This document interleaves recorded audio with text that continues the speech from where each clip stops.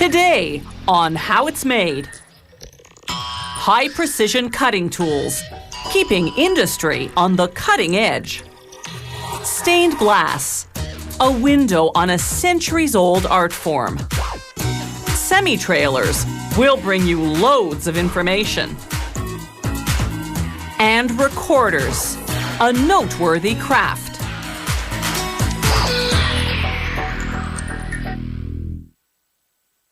Industrial cutting tools are the metalworking components of factory machinery. They're designed to form metal into product parts or into devices for making product parts. High-tech industries require high-precision cutting tools. These are end mills, tools specifically designed for cutting and shaping metal. They're made from a very durable grade of steel, or from tungsten carbide, a metal even stronger than steel. Steel bars in their raw state are actually soft enough to be cut and shaped, but it takes loads of lubrication to cool the intense heat that metal-on-metal friction generates. Using a giant bandsaw, they cut the bars into end mill-size pieces called blanks. Workers turn each blank individually on a computer-guided metal lathe. First, they form a point on one end. Then they flatten the opposite end and drill a center hole. Then they trim the diameter to the required size.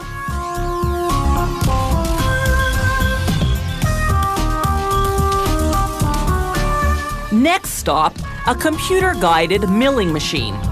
It works on 3 blanks at a time, carving helix-shaped ridges called flutes. The flutes run almost the full length of the blank. Once again, lubrication is essential to prevent overheating.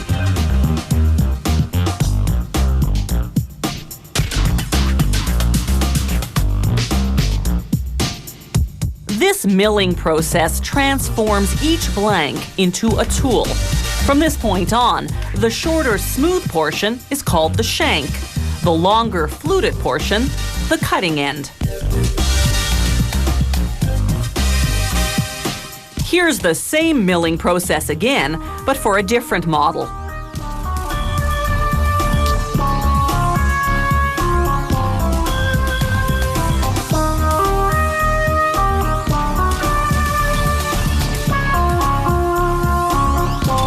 Here are both models, before and after.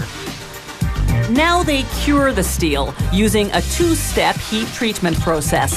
The first stage hardens the metal using molten salt that's been heated until it liquefies. They soak the tools in 5 progressively hotter salt baths, whose temperatures range from 650 to 1200 degrees Celsius. The second phase of heat treatment is a process called induction. They set each tool into a large metal coil. The coil's internal magnetic field generates intense heat, which softens the shank, making it more flexible. Now the finishing process. They run the shank against a grinding wheel whose grit is made of diamond particles.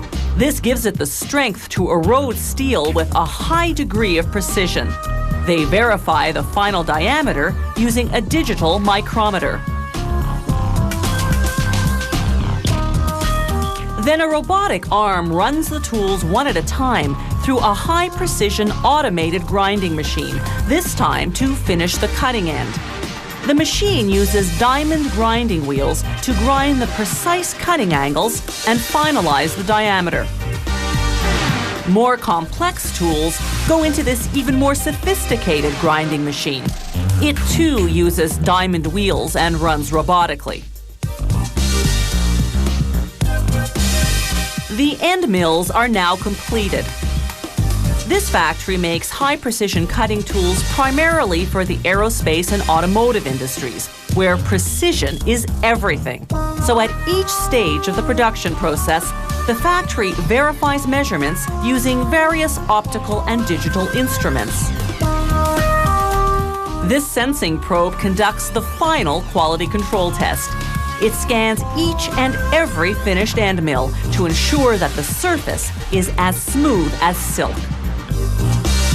These high-precision cutting tools are now ready to be put to work machining aluminum, titanium, and different types of steel.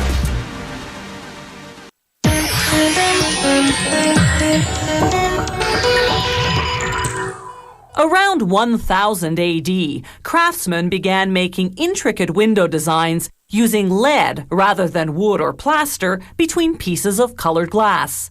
Before long, the church was commissioning stained glass windows depicting religious scenes to adorn the great cathedrals of Europe. You can make stained glass two ways. Using copper foil, a technique developed about 100 years ago by the American artist Louis Comfort Tiffany, or you can use the centuries-old European lead technique, which we're about to see. First, the artist lays a plate of glass over a pattern and traces the parts of the design that she'll cut from that plate. Then she scores her trace line using a glass cutter. A quick snap, and the glass separates neatly. She follows the same procedure with different colors and textures of glass for all the pieces of the design.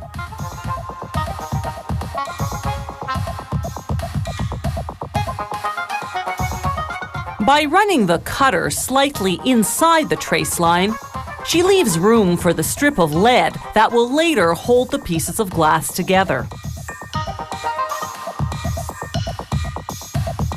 Once she finishes cutting all the pieces, she checks them against the pattern, making sure they fit together properly.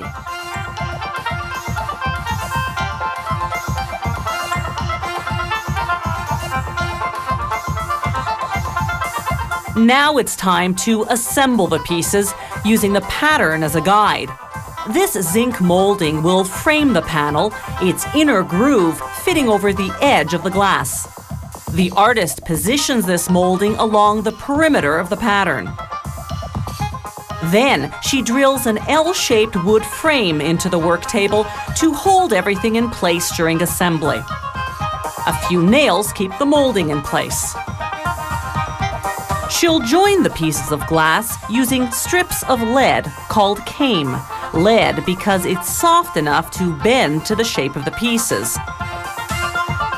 After straightening out a long strip of came, she cuts the various lengths she needs to border each piece of glass. The came is shaped in such a way that the glass on each side just slides right under.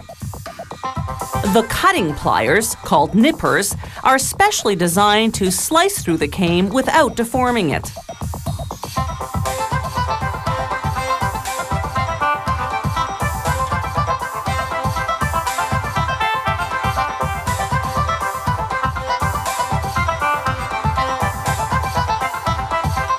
Once the artist finishes assembling the glass pieces, she pushes everything gently against the wood frame. This squares the panel and ensures the pieces fit together snugly. Now she brushes on flux, a type of acid. This cleans the lead came so that solder will adhere well. Using a soldering iron, she applies a bead of lead and tin solder wherever two strips of lead came join. Then she uses a short bristled brush to coat the lead in black putty. This makes the seams watertight and gives the lead a darker, aged look. Finally, she sprinkles on calcium chloride powder called whiting. This sets the putty and polishes the glass and lead to a shine. After 4 painstaking hours, the panel is finished. More elaborate stained glass works feature hand-painted detailing. The artist first prepares a design on paper, then cuts the pieces of glass accordingly. He paints the design outline on the pieces in black, then fires them in a kiln to set the paint. To create shading, he applies a coat of brown paint called grisaille. Using a dry brush, he removes it from the parts he wants to highlight, then he fires the glass again. Now he paints in the final details and fires the glass for one last time. The paint contains powdered glass, so the intense heat of the kiln bonds it to the glass pieces. The result is nothing short of spectacular.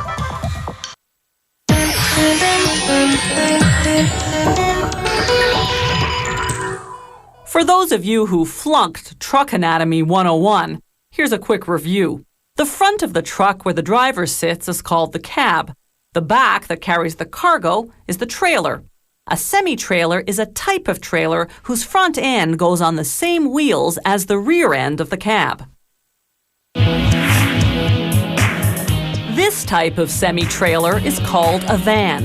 It has a closed-in compartment for transporting cargo that needs protection from the elements.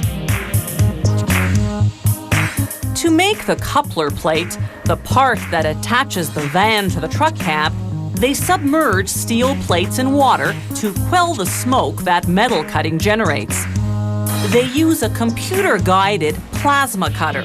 This powerful torch ejects hot gas at high pressure, slicing through the metal with detailed precision. Elsewhere in the factory, meanwhile, they take pre-painted aluminum panels and rivet them onto aluminum or steel support posts, the same way drywall goes onto 2x4s in house construction. These thin, lightweight panels will be the van's exterior walls. Plywood on the reverse side, its interior walls. A computerized sensor guides the robotic drills to drive screws through the plywood into the support posts underneath. For heated or refrigerated vans, there's a layer of insulation in the walls. The floor is made of either laminated hardwood or aluminum, screwed onto narrow steel beams. After assembling the walls, the steel door frame, and doors, workers install a steel floor plate at the doorway. This protects the floor from damage when truckers load and unload their cargo by forklift. Workers fold aluminum flashing over the roof's perimeter to prevent water infiltration. Fiberglass roofing like this allows daylight into the van. Aluminum roofing doesn't, so those vans sometimes have electric lighting. Another type of semi-trailer is the flatbed, an open trailer used mostly for hauling raw materials such as logs and pipes. Heavier flatbed models are made of thick, higher-grade steel. Workers cut the bulkier parts using what's called an automatic oxycutter. It combines two gases to create a flame intense enough to slice right through metal. Once cut, the parts have to be formed to the required shape. To do that, workers use what's called a press brake, a machine that applies up to 300 tons of pressure to bend the steel. They measure the result to ensure it meets design specifications.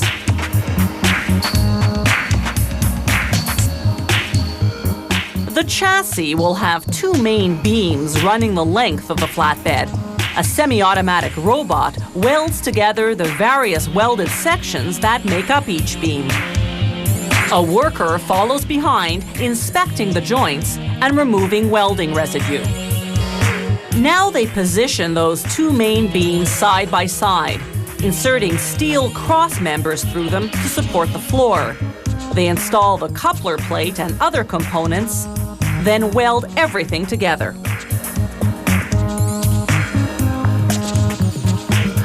Flatbeds come in extendable versions designed to accommodate loads of various lengths. They extend and retract on steel rollers operated by controls located inside the truck cab. With the chassis complete, they can now work on the axle assembly. Semi-trailers have an air brake system. When the driver applies the brakes, there's a release of air pressure into the brake chambers, triggering the brake shoes to bear down on the brake drums and stop the vehicle. Once the wheels and suspension system are in place, workers install the axle assembly under the trailer.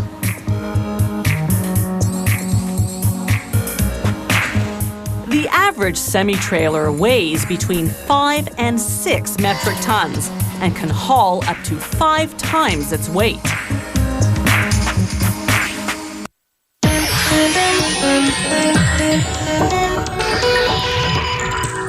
A recorder is a type of flute that's played vertically. It consists of a mouthpiece that works like a whistle connected to a tube with finger holes.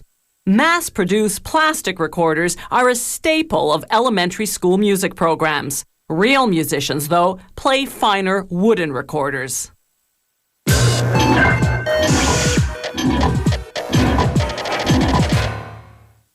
recorder dates back to medieval Europe, though it was likely modeled after flutes from Asia. Back then, recorders were called flutes, and by 1500, they were among the most popular musical instruments. Around 1750, though, the new transverse flute banished the recorder to musical oblivion.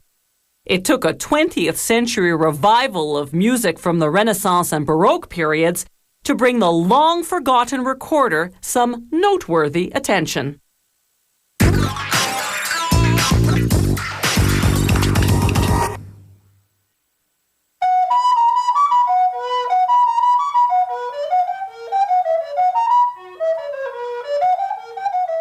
A recorder is composed of 3 hollow sections made of a lightweight hardwood, such as boxwood.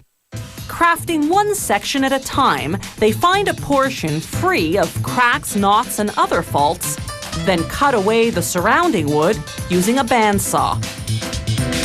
They measure the block's diameter to ensure it's large enough. Then they carefully mark and drill through the midpoint in order to mount the block on a lathe. Precision is critical. The block must be perfectly centered as they round it into a cylinder.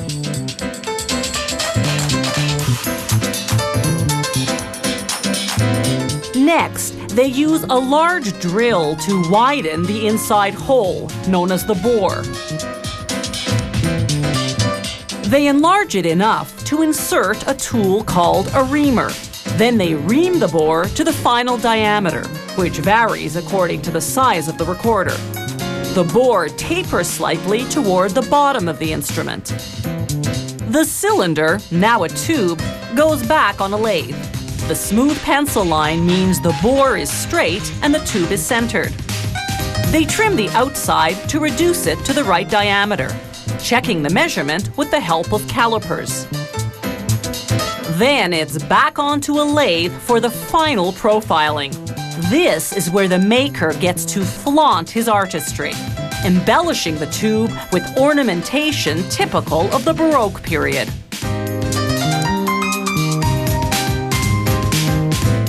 From raw wood to this decorative stage, it takes about an hour and a half to cut and shape the recorder's 3 sections: the head joint, the middle joint, and the foot joint.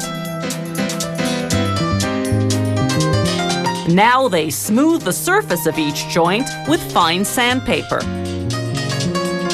Then it's back to the technical tasks. Locking the middle and foot joints in a vise, they drill the finger holes, 7 holes down the front and 1 in the back for the thumb. For the recorder to play in tune, they must follow the precise measurements specified in the technical drawing. In the head joint, they cut a flat canal called the windway. It directs the air that's blown into the instrument.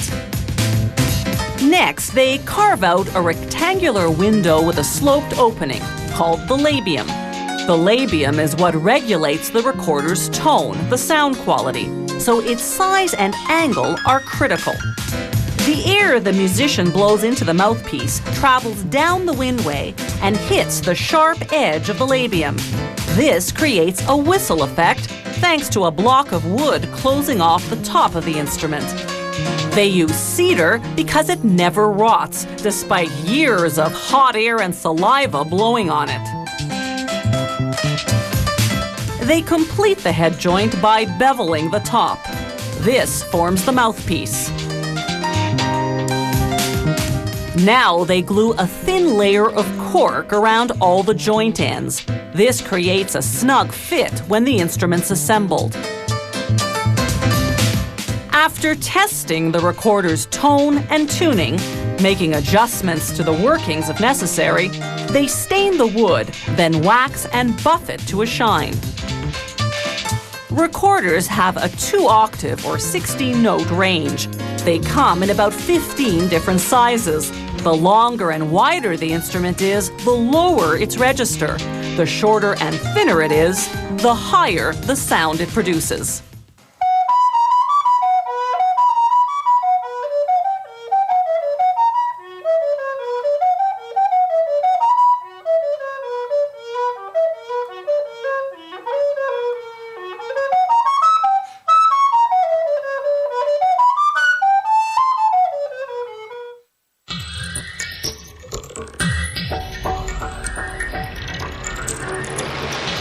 If you have any comments about the show, or if you'd like to suggest topics for future shows, drop us a line at www.howitismade.net. The How It's Made crew vehicle is courtesy of Subaru Canada.